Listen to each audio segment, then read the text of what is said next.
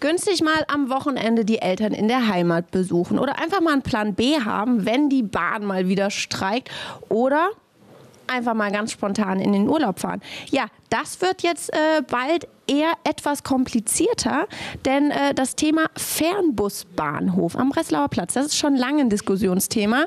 Und ja, bleibt der Fernbus zentral in der Stadt am Breslauer Platz oder zieht er um zum Flughafen Köln-Bonn? Das wurde jetzt in der Ratssitzung abgestimmt und die meisten Parteien haben tatsächlich für die Verlegung gestimmt. Grund ist die Entlastung der Komödienstraße und allgemein die ganze Domumgebung. Das sagen die Kölner, also die denken da ein bisschen anders, wie zum Beispiel Bär im Netz. Es wurde mal wieder von Menschen beschlossen, die selber ein Auto und sogar Dienstwagen haben.